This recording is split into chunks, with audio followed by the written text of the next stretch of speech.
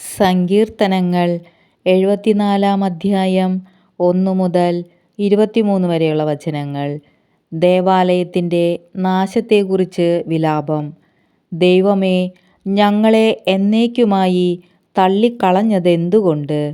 അങ്ങയുടെ മേച്ചിൽപ്പുറത്തെ ആടുകളുടെ നേരെ അങ്ങയുടെ കോപം ജ്വലിക്കുന്നതെന്തുകൊണ്ട്?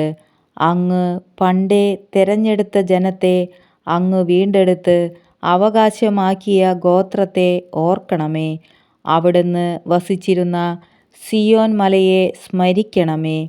അന്തമറ്റ നഷ്ടാവശിഷ്ടങ്ങളിലേക്ക് അങ്ങ് പാദങ്ങൾ തിരിക്കണമേ. ദേവാലയത്തിലുള്ളതെല്ലാം ശത്രു നശിപ്പിച്ചിരിക്കുന്നു.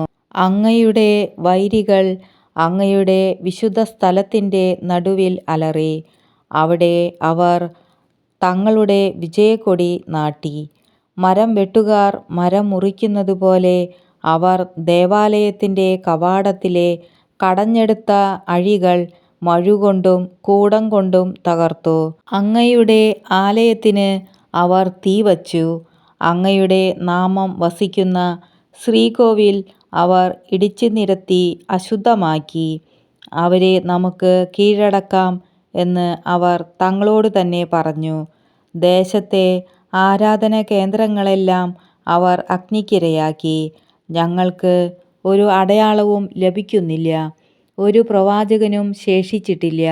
ഇത് എത്ര കാലത്തേക്ക് എന്ന് അറിയാവുന്നവരാരും ഞങ്ങളുടെ ഇടയിലില്ല. ദൈവമേ, ശത്രുക്കൾ എത്ര നാൾ അങ്ങയെ അവഹേളിക്കും? വൈരികൾ അങ്ങയുടെ നാമത്തെ എന്നേക്കും നിന്ദിക്കുമോ?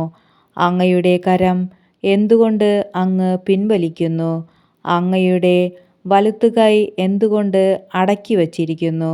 എങ്കിലും ദൈവമേ, ആദിമുതലേ അങ്ങ് എൻ്റെ രാജാവാണ്. ഭൂമിയിലെങ്ങും അവിടുന്ന് രക്ഷ പ്രദാനം ചെയ്യുന്നു. ശക്തിയാൽ അങ്ങ് കടലിനെ വിഭജിച്ചു. സമുദ്രത്തിലെ ഭീകരസത്തങ്ങളുടെ തല പിളർന്നു. ലവിയാതാൻ്റെ തലകൾ അവിടുന്ന് തകർത്തു. അതിനെ മരുഭൂമിയിലെ ജന്തുക്കൾക്ക് ആഹാരമായി കൊടുത്തു. അങ്ങ് ഉറവകളും നീർച്ചാലുകളും തുറന്നുവിട്ടു. എന്നും ഒഴുകിക്കൊണ്ടിരുന്ന നദികളെ അങ്ങ് വറ്റിച്ചു.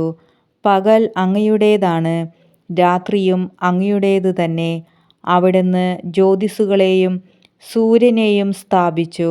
അങ്ങ് ഭൂമിക്ക് അതിരുകൾ നിശ്ചയിച്ചു. അങ്ങ് ഗ്രീഷ്മവും ഹേമന്തവും സൃഷ്ടിച്ചു. കർത്താവേ, ശത്രു എങ്ങനെ അവിടുത്തെ നാമത്തെ അധിക്ഷേപിക്കുകയും അധർമ്മികൾ എങ്ങനെ അതിനെ നിന്ദിക്കുകയും ചെയ്യുന്നുവെന്ന് ഓർക്കണമേ.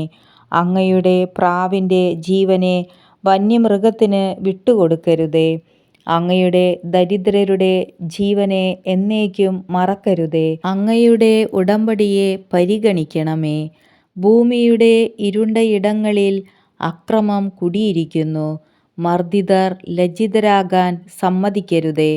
ദരിദ്രരും അഗതികളും അങ്ങയുടെ നാമം പ്രകീർത്തിക്കട്ടെ. ദൈവമേ, ഉണർന്ന് അങ്ങയുടെ ന്യായം വാദിച്ചുറപ്പിക്കണമേ. ദുഷ്ടർ എങ്ങനെ അങ്ങയെ നിരന്തരം അധിക്ഷേപിക്കുന്നുവെന്ന് ഓർക്കണമേ. അങ്ങയുടെ ശത്രുക്കളുടെ ആരവം, അങ്ങയുടെ വൈരികളുടെ തുടർച്ചയായ അട്ടഹാസം മറക്കരുതേ.